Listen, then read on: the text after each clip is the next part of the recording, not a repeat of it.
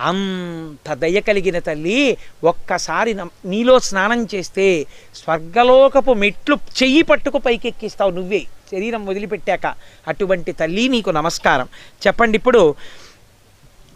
భగవతి తవ తీరే నీరమాత్రాశనోహం విగత విషయ తృష్ణ కృష్ణమారాధయామి.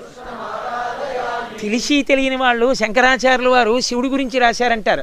అసలు శంకరులు ఎక్కడ చెప్పినా విష్ణు స్వరూపం గురించి చెప్తూనే ఉంటారు.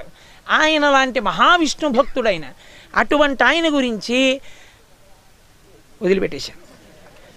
సకల కలుషభంగే స్వర్గ సోపాన సంగే తరళ తర తరంగే దేవి గంగే ప్రసీత. అది శాంకరవాంగ్మయానికి ఉన్న గొప్పతనం. ఎక్కడ తరంగం ఉందో మాట అలా ఉంటుంది. తరళ తర తరంగే అంటే తరంగంలాగే ఉంటుంది. మహానుభావుడు. అబ్బో ఇంకా ఏం చెప్పను శంకరుల గురించి. అలా అంటూ ఉండడమే. నేను అలా తిరుణుస్తూనే ఉంటాను. ఏమో నా అంత్యకాలంలో నా ఆఖరి ఊపిరి విడిచిపెట్టేటప్పుడు ఇలా నాకు కనపడి నేను వెళ్ళిపోగలిగితే అంతకన్నా భాగ్యమే ఉంది. తల్లి గంగా జ్ఞాపకం పెట్టుకో.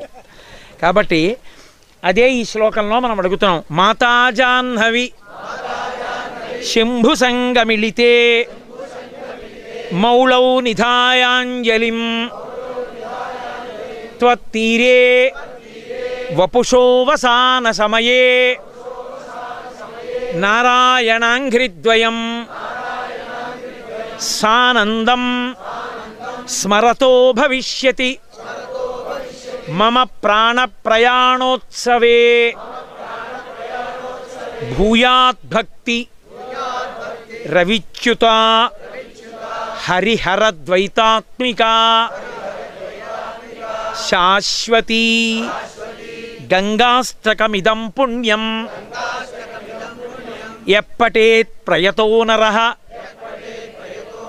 సర్వపాప వినిర్ముక్తో విష్ణులోకం సగచ్చతి. ఈ గంగాష్టకాన్ని ఎవరు చదువుతున్నారో వాళ్ళందరూ విష్ణులోకాన్ని చేరుకుంటున్నారు. శంకరులు మనకి అభయం ఇచ్చారు. ఇక గంగ ఒడ్డుని కూర్చుని ఈ అష్టకాన్ని చదివి గంగావతరణం విని తరించని వాడు ఎవరుంటాడు? ఇక మనందరం తరించినట్టే. ఇంత గొప్ప అవకాశాన్ని మనకి ఇచ్చినటువంటి గంగమ్మకి, విశ్వనాథుడికి, విశాలాక్షికి, శ్రీ మహావిష్ణువుకి శిరస్సు ఉంచి నమస్కరిస్తూ ఇవాల్టి నా ప్రసంగాన్ని పూర్తి చేస్తున్నాను. మన యాత్ర ధన్యమైంది. ఇంత కష్టపడి వచ్చినందుకు అమ్మవారు మన్ని అనుగ్రహించింది.